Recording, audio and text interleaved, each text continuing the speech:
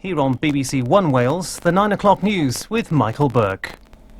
Boris Yeltsin has sacked his entire government, saying they'd failed ordinary Russians. It's the biggest political shake-up since the end of the Soviet Union. Britain's running out of water, and the experts say we're squandering our children's future. And British hopefuls gather for the Oscars, but the pundits have written them off.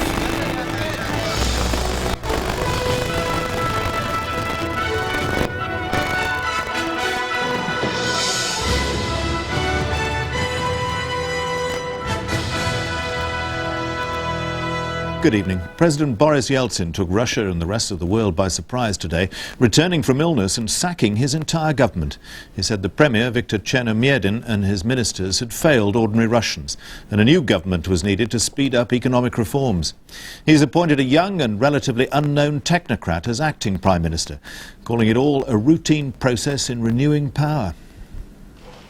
Russia's new Prime Minister was plucked from the obscurity of the Ministry of Energy and now, suddenly and bewilderingly, is the focus of world attention. A committed free market reformer, Sergei Kirienko, is 35 years old. He is now second in command and, astonishingly, a heartbeat away from the presidency itself. For in Russia, it is the Prime Minister who takes over should the president die in office. Earlier, Mr. Yeltsin had stunned the nation by sacking the entire government. In a television address, he said they had lacked dynamism and energy. Greater vigor was needed to win free market reform. The government's dismissal does not signal a change of course. It is an attempt to give more energy and effectiveness, a new impulse to economic reforms.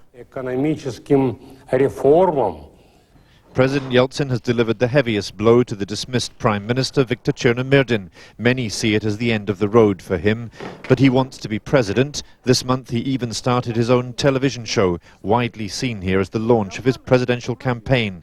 He may yet withdraw, lick his wounds and fight again. For the Yeltsin political camp has now split in two, and there is a coming battle for ascendancy between the cautious and pragmatic Chernomyrdin on the one hand and the ideologues of the free market on the other, the young reformers, like the former First Deputy Prime Ministers Boris Nemtsov and Anatoly Chubais. They insist their reform program will be enhanced by Mr. Chernomyrdin's removal. And the new acting Prime Minister is firmly in their camp. President Yeltsin has promised to appoint a new permanent Prime Minister in the next few weeks. Whoever he chooses will need to fulfill two vital criteria. He'll need to be of unimpeachable reformist credentials, and he'll need to win support in Parliament. But whoever emerges will be seen by many here as President Yeltsin's own hand-picked successor. Alan Little, BBC News, Moscow. Today's wholesale sacking of the Russian government comes after a 7-year programme of economic reform which hasn't delivered the far-reaching changes President Yeltsin promised. Ben Brown now reports on the problems facing the new government and asks whether they can succeed where their predecessors failed. For many Russians, economic reform has brought only poverty and misery. Crime, corruption and prices have soared. There's been financial chaos. Millions of workers like these coal miners haven't received their wages for months on end, while big businesses have got away without paying their taxes. The lurch from communism to capitalism has turned a small minority into millionaires, while the poor seem to have got poorer. The British economist who helped design Russia's reform programme says the country now needs a fresh government to make a fresh start. It's got to take on the vested interest. It's got to force the fat cats to pay their taxes so that the wage arrears can be cleared. It's got to stop crony capitalism giving away state property for a song to friends of the government. And it's got to liberate small business, which has been the engine of growth in Poland and the only available way to get a real turnaround in Russia. While Boris Yeltsin still suffers recurrent bouts of ill health, today's spring clean of his administration does show that he remains in control. One of his former advisers told me Mr. Yeltsin may even be paving the way to run for president yet again in the year 2000. Things which are happening now tend to show me, for instance, and other people who are observing the Kremlin, that it might be the case, that Yeltsin is actually beginning his election campaign and is actually planning to run for office. But do you think he is physically capable of running for office and being president for another few years? He's got energy in him. He's not a weakling like some people think. And even his drinking problem, as it was portrayed in the West, is not as serious as many people think. But Mr. Yeltsin's Kremlin power games will need to deliver results soon to convince those hardest hit by his reforms that they are worth pursuing into the next millennium. Ben Brown, BBC News.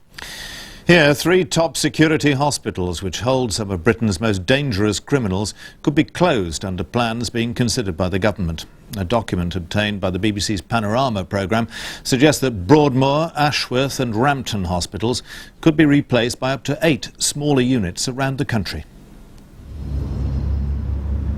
Ashworth Top Security Hospital on Merseyside. What went on here may prove to be a scandal too far.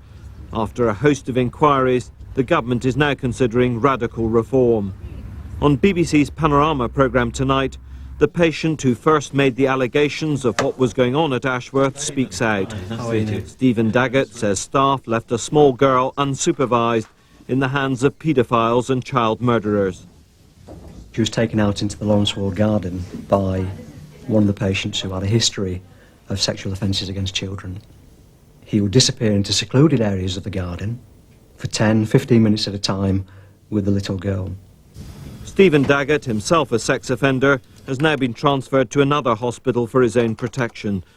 At Ashworth, he claims drugs and other illicit goods were all easily acquired.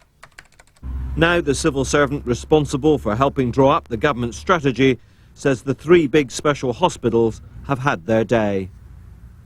When you go in them and you talk with patients about their experience, or indeed good staff, it's almost as if some of the fear of the places, the mythology is sort of in the cement, in the bricks and mortar. It's a bizarre culture and totally dysfunctional. Closing the 3 hospitals is one option in a confidential strategy document obtained by Panorama. It proposes a new high-security unit for women, up to 8 regional high-security units for men, and transferring around 750 patients to medium security. The topmost requirement will be that either they stay as they are or they change a bit or there are substantial changes, but whatever it is that we do means that people who are a danger to the rest of the public are safely locked up. Many former special hospital patients could end up in clinics like this one in Milton Keynes, but there would be opposition to transfers, both from local communities where new units would be needed and from staff at the special hospitals. Those now in charge of the high security institutions, though, believe change is both inevitable and desirable. It offers us some wonderful opportunities to get the environment right. OK, we will still take our staff with us because they've got the skills. They really are very skilled practitioners. But it will mean that we can get a much better environment rather than trying to convert buildings that were put up in 1912 onwards. Ministers are adamant no decisions have yet been reached. But with one scandal after another emerging from the old special hospitals, the case for far-reaching reform now looks overwhelming. Neil Dickson, BBC News. And you can see more of that on tonight's Panorama at 10 o'clock on BBC One. Northern Ireland's multi-party peace talks entered their final phase today, with the parties returning to Stormont after sessions in London and Dublin. As Sinn Féin went back into the talks following their month-long expulsion, government ministers were optimistic that the outline of an agreement could be reached within the next few weeks.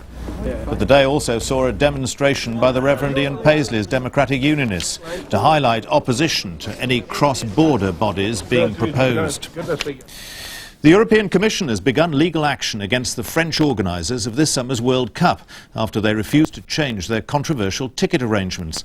The French organising committee has come in for massive criticism from other countries, who say the ticketing policy discriminates against non-French fans.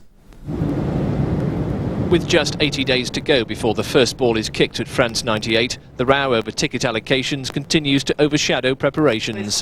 The Commission claims the ticketing arrangements are against fair competition laws because supporters can only book by telephone from within France and must have a local address to qualify. Of the 2.5 million tickets available, 65% will go to the French public. The French say its distribution of tickets has focused on guaranteeing security at all the World Cup venues. But the organisers now face a fine of up to 10% of ticket revenue, and supporters' representatives here believe the Commission's stance is entirely justified. I think that the organisation has been truly appalling with this. They haven't learned any of the lessons from previous tournaments in terms of ticket sales, and they've handled it very, very crassly. They've also shown a great unwillingness to try and adapt the system to suit the problem once it's been pointed out to them. So I think it's right that they should be punished for that. Officials from football's governing body FIFA say the tournament is a victim of its own success.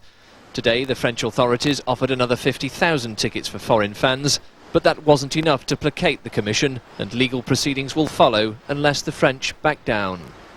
In a statement tonight, the Football Association said it drew no comfort from the Commission's action, as it wouldn't help alleviate the problems this summer. But a spokesman said it was important to ensure that future World Cups did not suffer from similar difficulties with ticketing arrangements. Paul Newman, BBC News at FA headquarters. International firefighting teams have arrived in Brazil to help tackle the fires raging out of control in the rainforests of the northern Amazon. The fires, caused by settlers burning the forest to fertilise the soil, have been fuelled by unusually high winds and dry conditions. As the blaze spreads through the state of Roraima, it's threatening one of the world's most primitive tribes, the Yanomami Indians. From the Amazon, our South America correspondent Michael Voss reports. From the air, it's all smoke, but beneath the trees, the Amazon fires continue to engulf both the rainforest and nearby farmland. At last, though, there is an added sense of urgency. Outside teams of specialist firefighters have started to arrive. These are from Argentina. They're used to handling huge forest fires with intense heat and smoke, but hacking through the Amazon jungle is taking its toll. The fires are also spreading close to neighbouring Venezuela, which sent a team to look at ways of stopping them spreading across the border. Their assessment is bleak. It's a really serious fire, which is spreading underneath, so we don't see too much flames above the trees, but it's going down, so it makes really a big problem to fight this fire. For the first time, helicopters capable of dousing the fires with water are operating in the region, but they're of limited use. Being able to fight the fires from the air should prevent them spreading through open countryside and protect populated areas. But once they spread into the rainforest, there's nothing helicopters can do. Water dropped from the air will simply be absorbed by the treetops and won't penetrate through to the burning ground cover below. The real concern now is that the fires will spread deep into the region's many Indian reserves. Outsiders are normally forbidden to enter Yanomami territory. Here, some 8,000 surviving members of what's considered the world's largest remaining Stone Age tribe live in small, isolated communities. But for once, this closed world was opened briefly to enable them to express their fears. If the fires are not put out, they will invade our lands, and that will open the way for farmers, gold miners and prospectors to occupy our lands. We are very worried. We've already suffered enough, and we don't want to suffer any more. The delayed rains are not expected for another month. By then, the destruction to this land will be immense, and the long-term damage to the environment and people will be hard to reverse. Michael Voss, BBC News in the Amazon. Here, the government's making it easier to deal with corrupt or incompetent police officers. There'll be new rules to sack them more quickly, and a law to prevent officers under investigation from retiring early on health grounds. The Police Federation says it's worried innocent officers may be more vulnerable to malicious allegations. The National Health Service has launched a 24-hour helpline to help cut the queues in hospital casualty departments. NHS Direct will offer callers medical advice that's immediate and confidential. The helpline will be piloted in 3 areas and should be available nationally within 2 years. The former chairman of Newcastle United, Sir John Hall, has told the BBC he's willing to return to the club on a temporary basis. There have been allegations that the club's current chairman and vice-chairman made abusive remarks about the team's supporters. The board of the company, which owns the club, has promised a decision on their future tomorrow. President Clinton, on the first stage of his African tour, has promised the United States will help to promote trade and democracy on the continent. Addressing a vast crowd in the Ghanaian capital, Accra, he said it was time for Americans to put what he called a new Africa on the map. Mr. Clinton left Ghana tonight for Uganda and will travel on to Rwanda, South Africa, Botswana and Senegal before returning to Washington in 10 days' time. President Clinton and the First Lady arrived in Ghana proclaiming a new chapter in relations between the richest and poorest continents on Earth. Their host, President Jerry Rawlings, clearly savoured this American seal of approval. The architect of 2 ruthless military coups is now seen by the US as a legitimate democratic leader. And democracy is the cornerstone of President Clinton's vision of an African renaissance. The president believes Africans are in the middle of a continent-wide shift to democratic reform. It was a positive message for the tens of thousands of Ghanaians who gathered to hear his keynote speech. The vast throng in Accra's Independence Square was enthusiastic for a few moments when President Clinton approached for some physical contact, almost too much so. Mr. Clinton told people to get back when it looked as though some were getting crushed. The performances were traditional, but this accentuation of the positive was something different. So too, the talk of partnership, not dependency. Americans of both political parties want to increase trade and investment in Africa.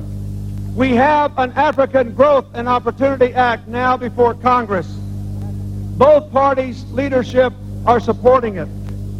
By opening markets and building businesses and creating jobs, we can help and strengthen each other. Bill Clinton believes he can create a new mood of optimism about Africa's prospects. His target audience is as much in the United States as it is here, for he knows that only when Americans overcome their negative stereotypes can the inward investment begin.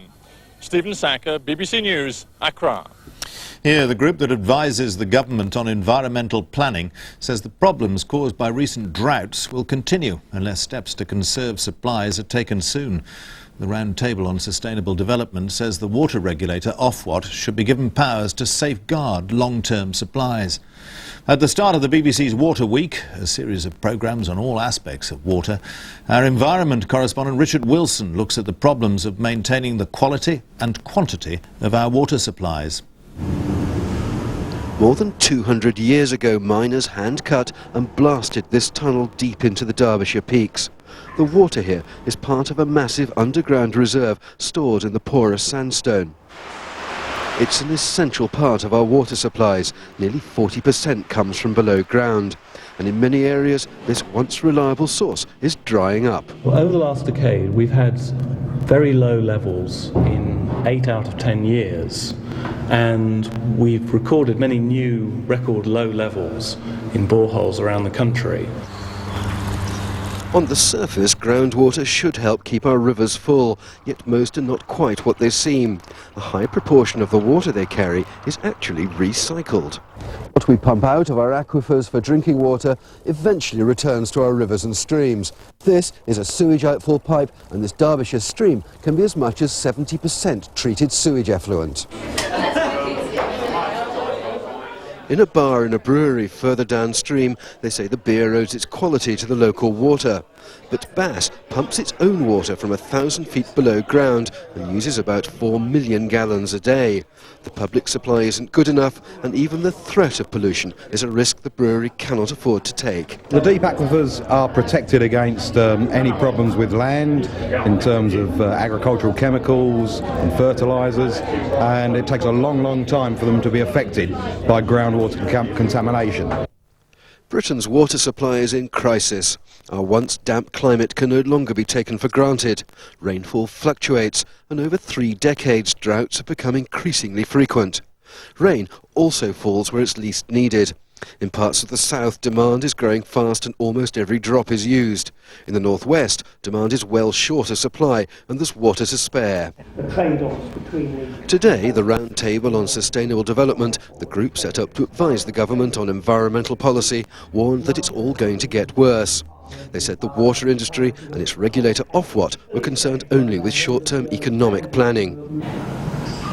Deep below ground, there's still plenty of water to spare, but the warning is clear. Both quantity and quality are threatened, and without long-term planning, we're in danger of using today the water we'll need in the future. Richard Wilson, BBC News, below the Derbyshire Peaks.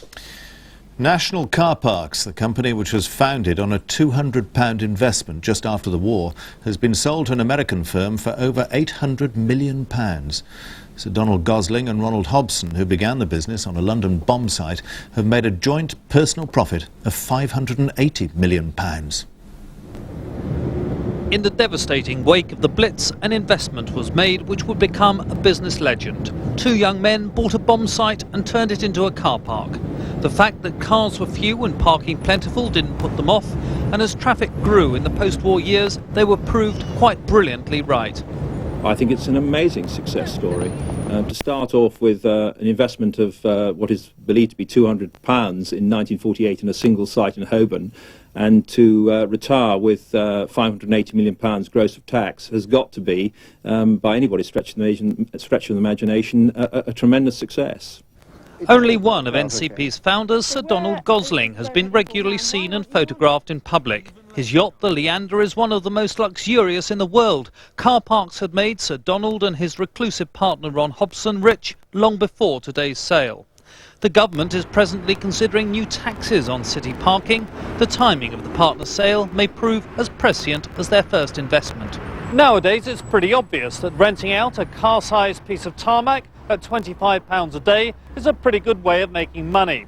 The genius of NCP was to spot that potential 50 years ago. It was a brainwave which today has been generously rewarded. Peter Morgan, BBC News. Cricket, and England's captain Mike Atherton's facing calls to step down tonight after another disappointing batting display. He scored just 13 runs in England's second innings, with the West Indies having established a massive 373 runs first innings lead. At close of play, England were on 173 for 3, still 200 runs behind and with a day left to play. There are better ways of spending your 30th birthday than captaining a team that's already 324 runs adrift.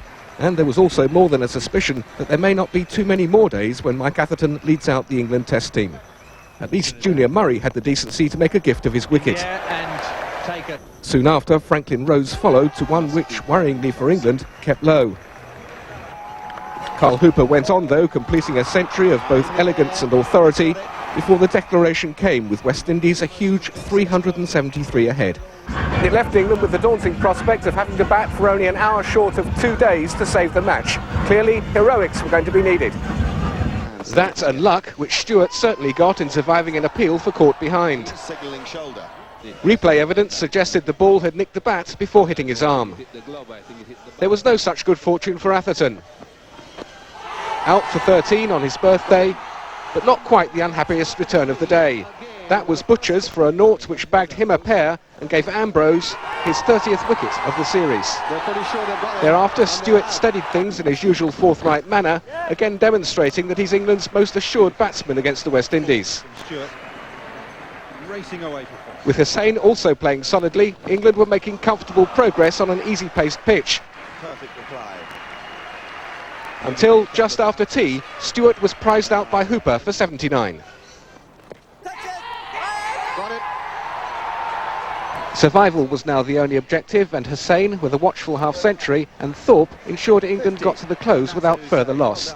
But saving the game tomorrow remains a monumental task. Kevin Geary, BBC News, Antigua. The movie industry's annual showcase, the Oscars, gets underway in Hollywood in a few hours' time. Again, there are a lot of British nominations. The main hope is for Best Actress. But the pundits aren't giving the Brits much chance of repeating the runaway success of The English Patient last year. The Shrine Auditorium in downtown Los Angeles, and scores of television cameras and a handful of die-hard movie fans watch last-minute preparations for tonight's Oscar ceremony. There are more than a dozen British nominations.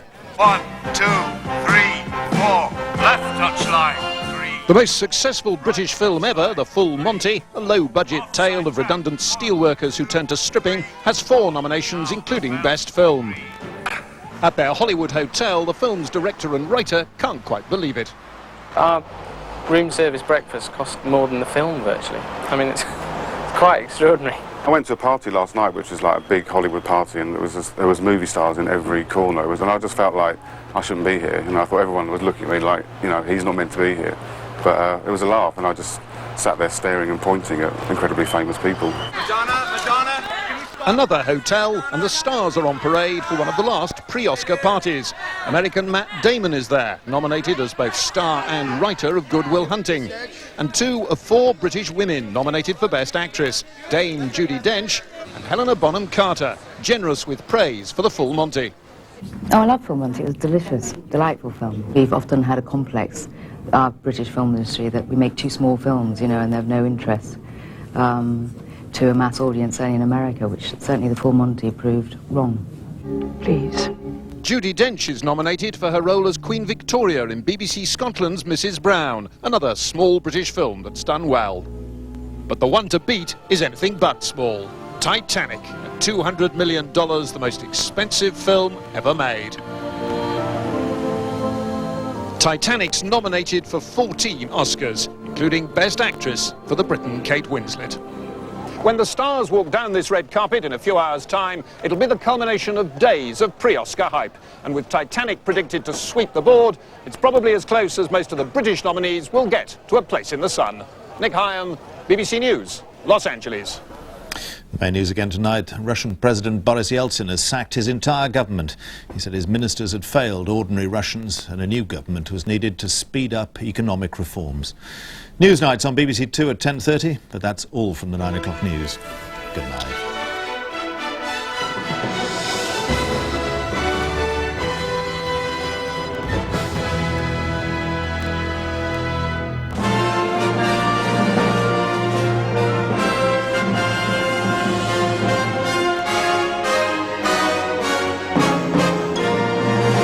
Good evening. The news in Wales today. The family of a pregnant woman who died in a head-on collision with a rally car in mid-Wales say safety must be improved at the event.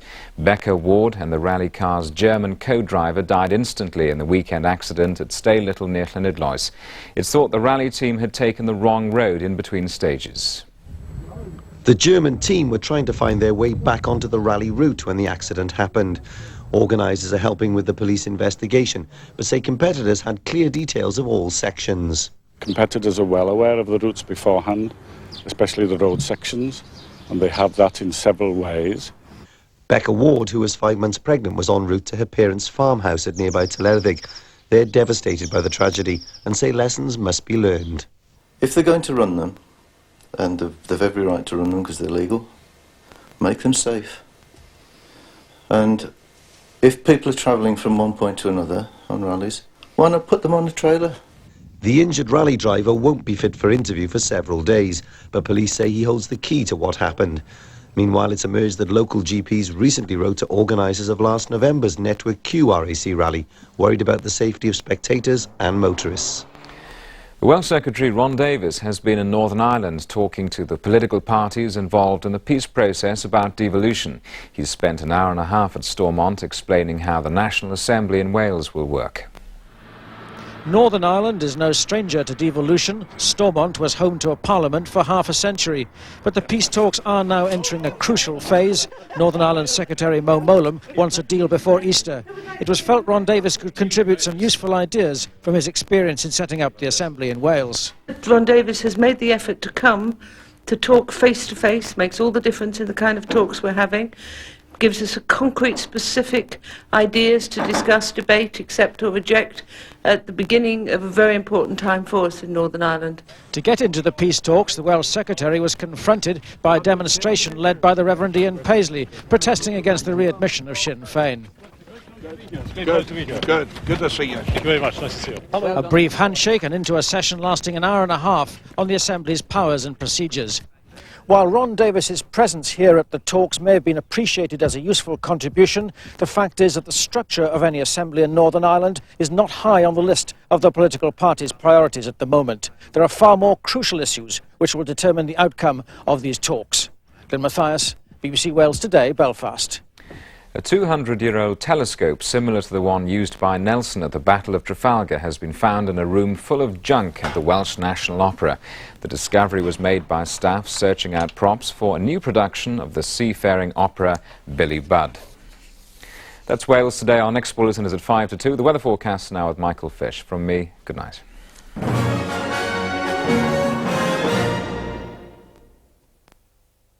Good evening to you. Today is World Meteorological Day, and I think the weather perhaps should get an Oscar as a result, because it certainly is going to be a fine evening to celebrate in Los Angeles. Let's hope the British film industry likewise. We've got a weather front coming down, so our weather is actually changing. We've had a bit of a battle today between the brighter and clearer weather trying to come in from the continent and the dull and wet and windy weather that's been moving down from the northwest. It is the rain in the northwest that's going to win as far as most parts are concerned, but you can see the southeastern corner is going to have a fairly clear night. A little bit of drizzle here in London at the moment, but that'll clear away. And the rain at the same time heading further and further south down across Ireland into northern parts of England and Wales. So temperatures in the north holding up. Perhaps this sky's clear to just a few showers. There might be a touch of ground frost in sheltered spots of Scotland, but there certainly will be a frost in the southeastern corner of England. We pick up that front again tomorrow, more or less grinding to a halt before it pulls back northwards again later on in the day. I think we're going to find for the northern half of Scotland it's going to be bright. There'll be some showers, more particularly in the north there, where some could be quite wintry. The early rain should clear away from much of Northern Ireland and southern Scotland, but it's never going to be very far away, so I think the cloud will hold on if nothing else, and at the same time the rain easing a little bit further southwards, coming down towards the Midlands and the southwest of England, but really holding on for much of the time across northern England, Wales and into that southern half of Ireland. The southeastern corner of England staying dry and fairly bright, although the sunshine there I think will turn more and more hazy. Not particularly brilliant temperatures anywhere tomorrow, certainly not where it's raining, and fairly breezy and chilly in the north of Scotland. A little bit of a chilly breeze coming in from the cold continent in that extreme southeastern corner of England. On Wednesday, the southeastern corner still probably staying mostly dry, but by that time somewhat milder. But everywhere else turning windy and fairly wet. Some quite heavy rain around on Wednesday. The rain possibly preceded by some snow over the Scottish mountains. And not really very different on Thursday. Very windy, gales around, showers and longer outbreaks of rain. A very good evening.